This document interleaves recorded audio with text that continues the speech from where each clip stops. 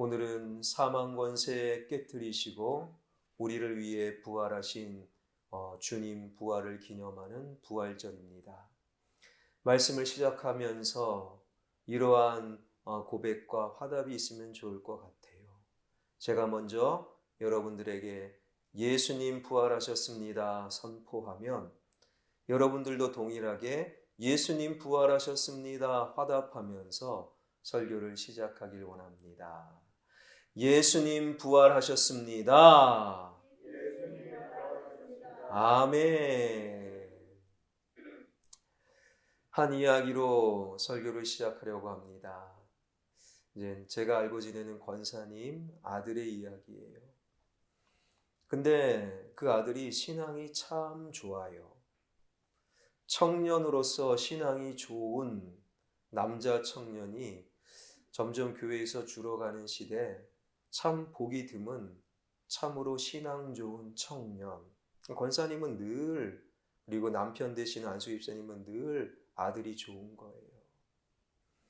그런데 그 아들이 7년 동안, 7년이면 굉장히 긴 세월이죠.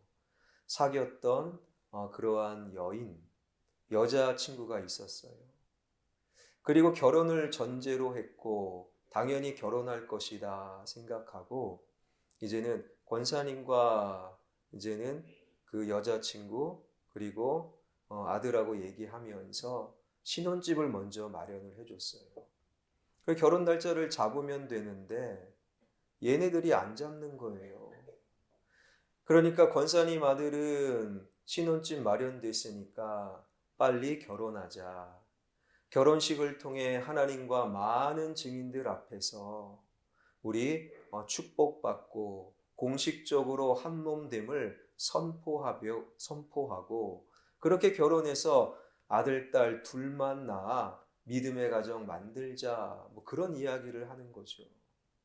그런데 여자친구는 동거를 시작하면서 오히려 더 결혼하기 싫다라는 거예요. 이렇게 동거를 해보니 결혼보다도 죽을 때까지 동거하면서 살자는 거예요. 그 여자친구는 이제는 7년 전에 권사님 아들 만나서 이제 겨우 교회만 왔다 갔다 하는 수준. 왜 결혼하기 싫어 물어보니 오빠를 여전히 좋아하고 계속 사랑하고 오빠 없으면 죽을 것 같아. 그렇게 사랑하면서도 아이를 낳기 싫다라는 거예요. 지금 동거할 때는 여자친구로서 그저 아이 낳기를 거부할 수 있지만 결혼해서 아내가 되면 아이 낳자 거부하기가 어려우니까 우리 결혼하지 말자. 그 이야기를 한다는 거예요. 권사님과 안수 집사님 속이 뒤집어집니다. 여러분, 이러한 이야기에 여러분은 어떻게 반응하시겠습니까? 또한 이러한 우리 주변의 이야기가 오늘 우리가 살필 부활과 어떻게 연결이 될까요? 오늘 본문의 말씀은 이렇게 시작이 됩니다. 24절이지요. 12 제자 중에 하나로서 디드모라 불리는 도마는 예수께서 오셨을 때에 함께 있지 아니한지라. 여기서 디드모라는 것은 다른 뜻이 아니라 그저 쌍둥이라는 뜻이에요. 그러니까 도마는 쌍둥이였고 그 쌍둥이가 누구와 쌍둥이인지 성경은 알려주지 않기에 그저 도마는 쌍둥이였다 여기까지만 알면 돼요. 쌍둥이 도마는 예수님이 첫 번째 문을 걸어 잠그고 숨어 있는 제자들을 부활하신 예수님께서 찾아가셨을 때 쌍둥이 도마만 그 자리에 없었다라는 거예요.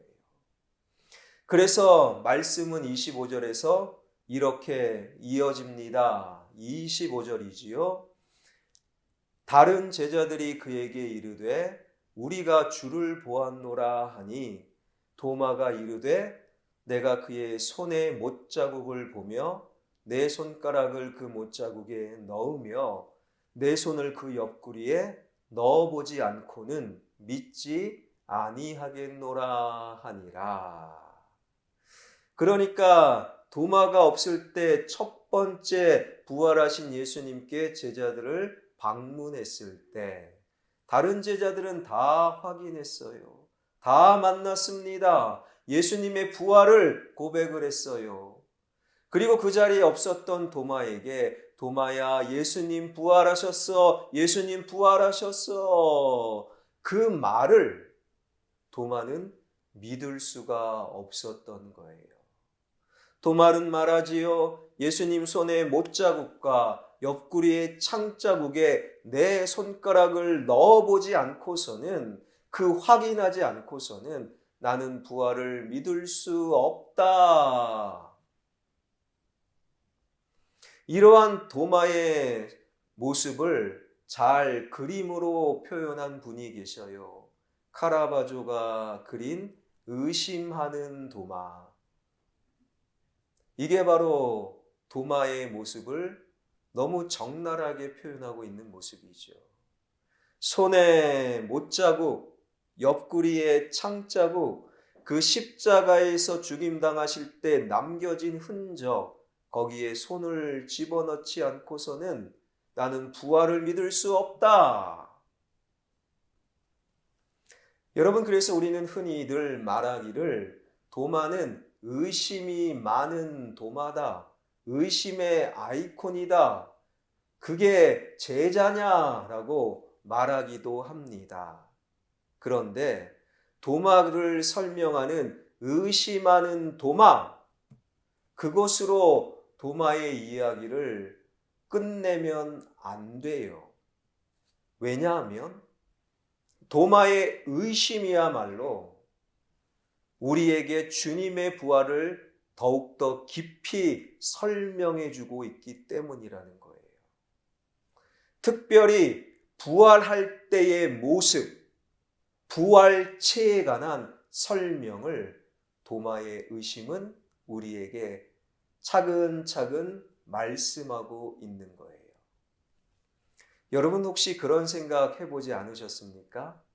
내가 신앙생활 하다가 예수님 믿으니까 나의 죽음은 끝이 아니라 언젠가 부활할 것인데 부활할 때 나는 어떠한 모습으로 부활할까? 이런 생각 안 해보셨습니까? 저는 고등학교 때 그런 생각 오랫동안 한 적이 있어요. 그래도 교회를 다니고 예수님 믿는다고 말하니까 저는 고등학교 때 이런 믿음이 있었어요. 나는 언젠간 죽는다. 고등학교 때부터 그러한 생각을 늘 하고 살았어요. 아마 저는 오래 살 것 같아요. 고등학교 때부터 어린 제가 나는 언젠가 죽는다. 죽어도 예수님 믿으니까 부활해서 나는 천국에서 살 거야. 뭐 틀린 말이 아니죠. 성경이 증언하는 말씀이죠. 그러한 생각을 했는데 어린 마음에 제가 그때 하나님께 부활해서 천국에서 살 때 하나님 이런 기도 꼭 들어주세요 했던 기도가 두 가지예요. 하나는 하나님 다른 데는 손볼 데가 없어요. 보세요. 거의 완벽에 가까운 몸이잖아요. 그런데 하나님 한 가지. 부활할 때 천국에서 제가 살 때 키가 한 180만 되게 해주세요. 왜요? 천국에서는 윗공기를 좀 마시고 싶어요. 그랬거든요. 어린 마음에 그런 기도했어요. 또 하나는 부활할 때 하나님 제 눈썹이 좀 진하게 부활시켜 주세요. 그러니까 어린 고등학교의 수준에서 그러한 재미난 기도를 했다라는 거예요. 여러분, 우리가 부활할 때 우리의 모습은 어떠한 모습으로 부활할까? 바로 도마의 의심이 그것을 우리에게 알려주고 있다라는 거예요. 오늘 본문 26절입니다. 여러분이 함께 읽겠습니다. 시작. 여드레를 지나서 제자들이 다시 집안에 있을 때 나도 함께 있고 문이 닫혔는데 예수께서 오사 가운데 서서 이르시되 너희에게 영광이 있을지어다 하시고. 그러니까 26절은 예수님께서 두 번째 문을 닫고 숨어 있는 제자들을 찾아오시는 상황을 기록하고 있는 거죠. 첫 번째하고 똑같이 문을 닫았어요. 문을 꼭꼭 다 닫았습니다. 그런데 부활하신 예수님이 쑥 들어오신 거예요. 여러분, 문이 닫혔어요. 이 땅에 우리의 몸뚱아리, 우리 육체로 들어올 수는 없습니다. 그러니 먼저 성경이 증언하는 첫 번째 부활의 모습, 부활체는 지금 이 땅의 우리 모습과 우리의 육체와 다르다. 이것이 부활의 첫 번째 모습이에요. 다른데 완전 다른가? 또 그것은 아니에요. 성경을 살펴보니 예수님께서 첫 번째 문을 꽁꽁 걸어 잠그고 있는 제자들을 찾아가셨을 때 그때의 상황을 기록한 누가복음 24장 39절에 보니 내 손과 발을 보고 나인 줄 알라. 도마는 없는 거예요. 나머지 제자들에게 하는 말씀, 또 나를 만져보라. 영은 살과 뼈가 없으되 너희 보는 바와 같이 나는 있느니라. 그러니까 부활하신 예수님께서 숨어있는 제자들을 찾아가신 말씀, 살과 뼈가 나에게 있다라고 되어 있어요. 그러니까 부활의 모습은 지금의 우리 육체와는 달라요. 그러나 우리 육체의 흔적, 우리 육체의 이 땅의 육체와 몸과 연속성이 있다라고 어렵게 표현하는 거예요. 한 걸음 더 들어가 이때 누가복음 24장 41절, 42절, 43절을 보게 되면 이러한 말씀이 기록되어 있습니다. 그들이 너무 기쁨으로 아직도 믿지 못하고 놀랍게 여길 때에 이르시되 여기 무슨 먹을 것이 있느냐 하시니 이에 구운 생선 한 토막을 드리니 받으사 그 앞에서 잡수시더라. 부활하신 예수님께서 배가 고프셨답니다. 그리고 제자들이 준 생선 한 토막을 개눈 감추듯 잡수셨다. 이것이 바로 성경의 증언이에요. 여러분, 우리가 부활할 때 예수 그리스도 믿으면 죽음이 끝이 아니라 반드시 부활할 것이고 죽음 이후의 부활을 이 땅에서도 우리가 맛보게 될 것인데 부활할 때 정작 우리의 부활체, 우리의 몸은 이 땅의 몸이 아니라는 거예요. 신령한 몸, 부활체를 갖게 되지만 분명한 것은 이 땅의 몸과 연속성이 있다라는 거예요. 이 땅에서의 흔적, 특별히 사람 사이에 주고받은 사람의 상처, 나를 위해 애썼던 욕망의 흔적이 아니라 다른 사람을 살리기 위한 십자가의 흔적, 진리를 지키기 위한 희생의 흔적, 다른 사람을 위한 사랑의 흔적은 이 땅에서도 남겨진 그 흔적은 부활 이후에도 모든 사람이 확인할 수 있게끔 부활체, 우리 몸에 그대로 남겨져 있다라는 거예요. 여러분, 이 땅에서 목사인 저는 신앙이 좋아 보이죠? 그런데 정말 신앙이 좋은가? 부활 이후 천국에서 이 땅에서 십자가의 흔적, 이 땅에서 진리의 흔적, 목사로서 나를 낮추고 나를 죽이고 예수님으로 인하여 살아갔던 이 땅의 신앙의 흔적이 부활 이후 천국에서 반드시 확인될 수 있다라는 거예요. 그렇다면 여러분에게는 남겨진 십자가의 흔적이 있습니까? 바로 도마가 요구했던 것이 부활체에도 그대로 남겨져 있는 예수님의 못자국, 찬자국, 그 흔적을 도마는 요구하고 있는 거예요. 지금은 고인이 되신 이어령 박사님, 그분은 우리나라 최고의 지식인이었죠. 그러나 뒤늦게 예수님을 믿게 되었고 그분이 떠나신 그 자리에 아름다운 신앙의 흔적을 곳곳에 남겨두셨습니다. 그러니까 신앙은 얼마나 오래 믿었느냐가 아니지요. 얼마나 바르게 믿었느냐가 중요한 거예요. 그렇게 바르게, 짧지만 바르게 믿었던 그분이 아직 교회에 나오기 전에, 세례받기 전에 한 모임에서 했던 교회 밖에서 본 교회라는 제목하에 강연을 했어요. 그때 했던 말을 그대로 여러분에게 읽어드리겠습니다. 교회가 세상에 보여주어야 할 증거는 바로 이것입니다. 진리 때문에 고난당한 흔적, 시대의 아픔에 동참한 상처 자국, 세상을 살리기 위해 스스로 당한 희생의 흔적.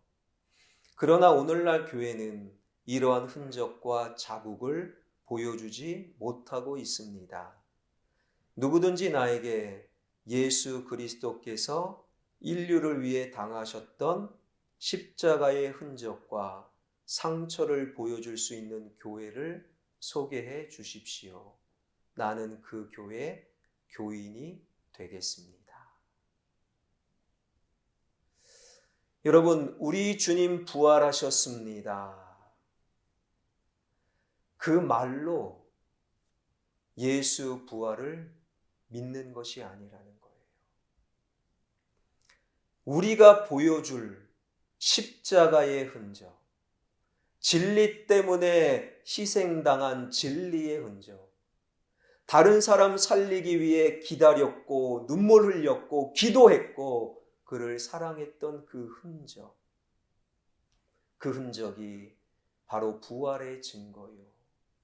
그 흔적을 지금 도마가 예수님께, 그리고 이 시대가 예수 믿는 교회와 그리스도인들에게 요구하고 있다라는 거예요. 부활의 증거는 바로 십자가의 흔적임을 여러분 꼭 기억하시길 바랍니다. 예수님 부활하셨습니다. 그렇다면 십자가의 못자국, 창자국을 보여주세요. 도마는 십자가의 흔적을 요구했어요. 그 요구가 있은 지 8일이 지납니다.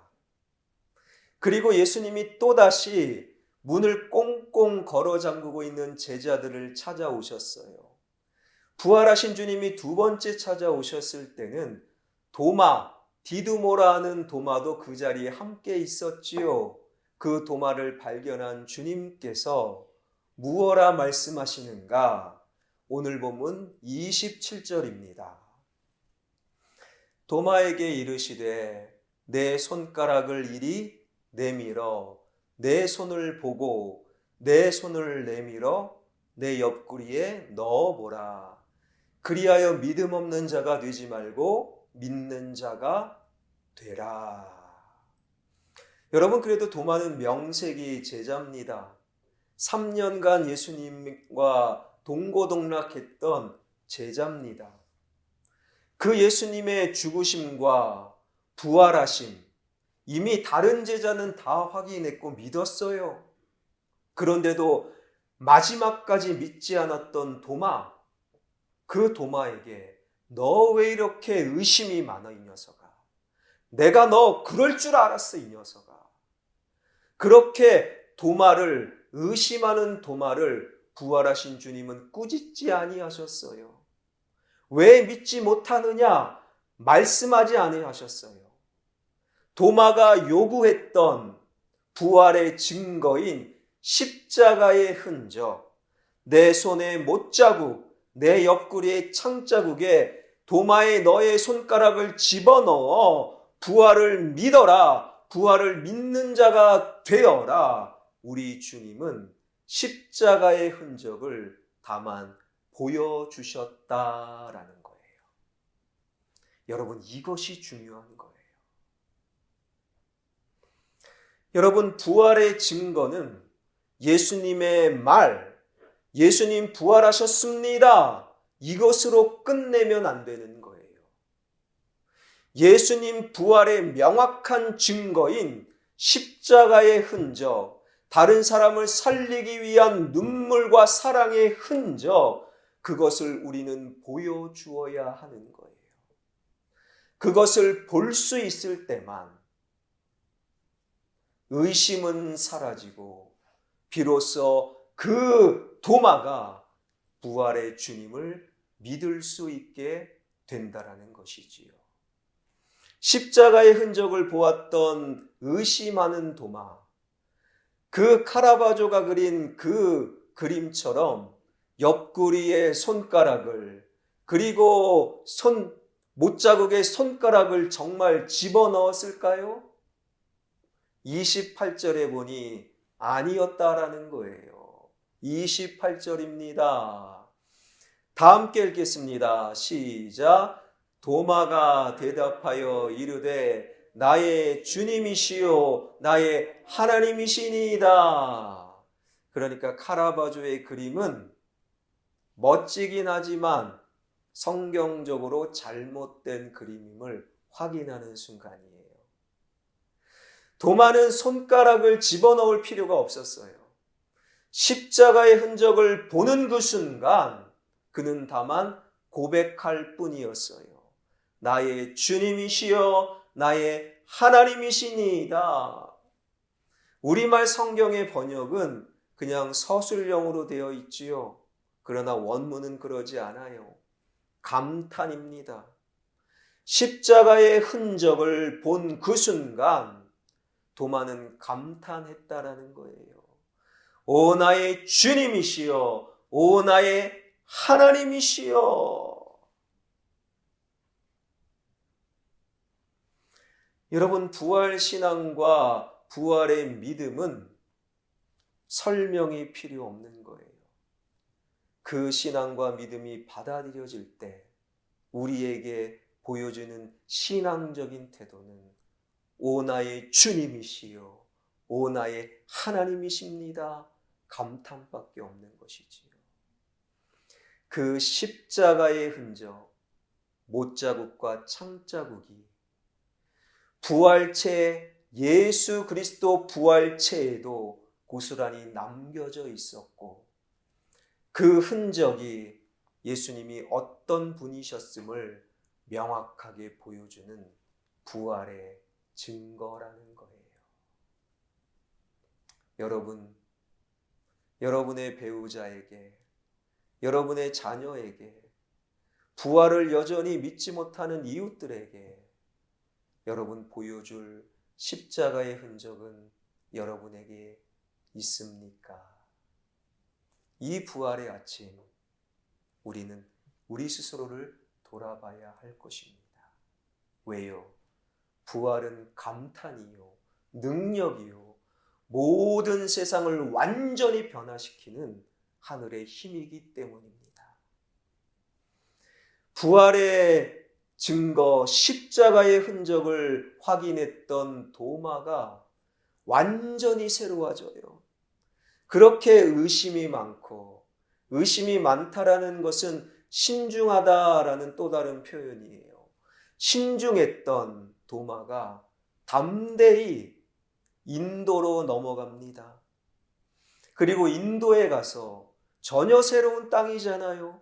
한 번도 가본 적이 없는 인도에 가서 예수님 부활하셨습니다. 부활하신 예수님이 길이요 진리요 생명이십니다. 그 예수 그리스도의 복음을 목숨 걸고 전하는 위대한 전도자로 변화됩니다. 여러분, 이 세상에서 가장 큰 각오는 뭡니까? 아마 그건 것 같아요. 죽기를 각오합니다. 죽기를 각오하고 공부합니다. 성적 오르지요. 죽기를 각오하고 사랑합니다. 그 사랑이 성취됩니다. 죽기를 각오하고 신앙생활합니다. 그 신앙이 성숙될 수밖에 없지요. 죽기를 각오하고 일합니다. 일이 더욱더 잘 될 수밖에 없지요. 그러나 죽음보다 더 깊고 더 높은 차원인 부활, 그 부활을 믿고 부활의 신앙을 갖는 우리는 이 땅에서 못할 것이 없는 거예요. 그러기에 예배하는 모든 성도들이, 나의 가정에서 예배하는 여러분들이 모두 다 예수 그리스도의 부활을 믿는 그 증거를 누군가에게 보여주는 십자가의 흔적을 오늘도 내 삶에 아로새길 수 있기를 주님의 이름으로 축원합니다. 다시 우리 설교 초두에 했던 그 권사님의 아들 이야기로 넘어갑니다.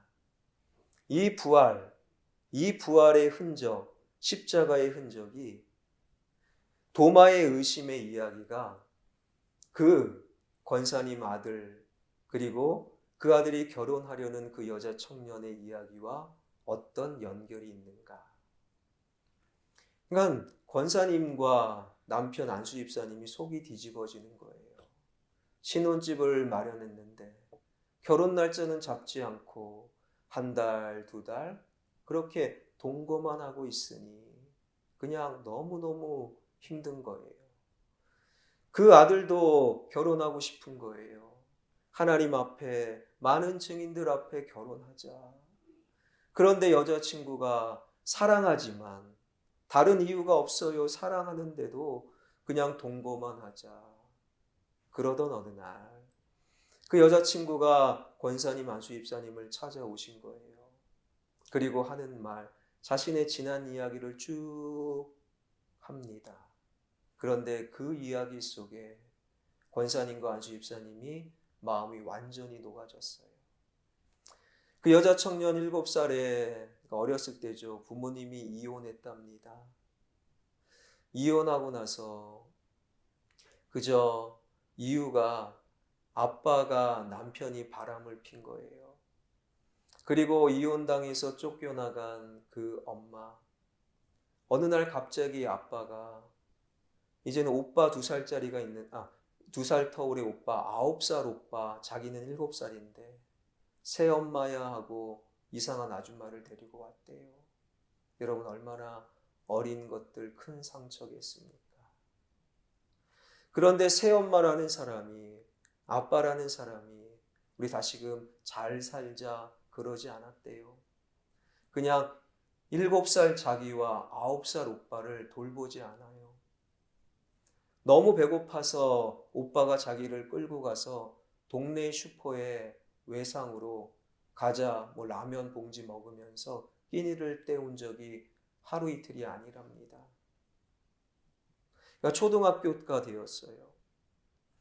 그 가장 힘들었던 것이 엄마 아빠의 이혼이 너무너무 힘든 거예요. 아이들이 놀립니다. 선생님이 요즘은 다르지만 그때는 이상한 눈으로 쳐다봤다라는 거예요. 그리고 12살에 그래도 의지가 되었던 오빠는 14살이었죠. 어느 날 그냥 집을 떠났대요. 그 사람에게 받은 상처, 십자가의 흔적이 아닙니다. 진리를 위한 흔적이 아니죠. 이 땅에서 사람에게 받은 죄의 상처, 죄의 아픔, 세상의 상처로 힘들어하는 그 여자 청년. 이제 진정한 사랑을 만났어요. 그런데 결혼하고 아이를 낳고 혹시 이혼하면, 우리 아빠가 그랬던 것처럼 이혼하면 내가 당한 어린 시절의 상처를 내 아이에게 경험하게 할까 두려웠다라는 거예요. 여러분, 이 이야기를 쭉 들으면서 권사님은 더 이상 왜 결혼 안 해?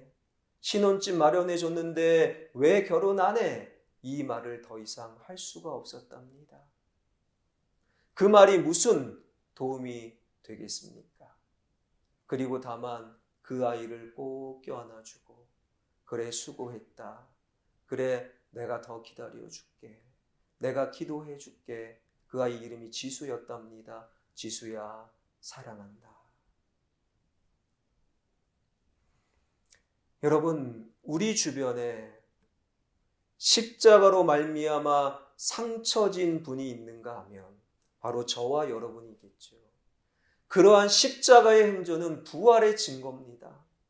그러나 그런 십자가의 상처가 아니라 우리가 살고 있는 우리의 가정, 그리고 이 땅에는 사람에게 받은 세상의 상처, 죄의 아픔으로 인하여 부활하신 주님을 끊임없이 거부하는 그런 영혼들이 있는 거예요. 그들에게 예수님 부활하셨습니다. 이 말과 함께 우리는 내가 당한 십자가의 흔적, 내가 그 사람을 살리기 위해 기다려주고 눈물 뿌리며 기도하고 사랑했던 그 흔적들, 그리고 진리를 지키기 위해 때로는 내가 손해보았던 그 희생의 흔적을 우리는 그들에게 보여줄 수 있어야 합니다. 그 십자가의 흔적을 볼 때 그들도, 상처진 그들도 오 나의 주님이시여, 오 나의 하나님이시여, 부활하신 주님 앞에 감탄할 수 있는 것이지요. 저와 여러분 예배하는 우리를 가리켜 그리스도인이라고 부릅니다. 그리스도인은 예수 그리스도를 믿고 따르고 그분을 닮아가는 자들을 말합니다.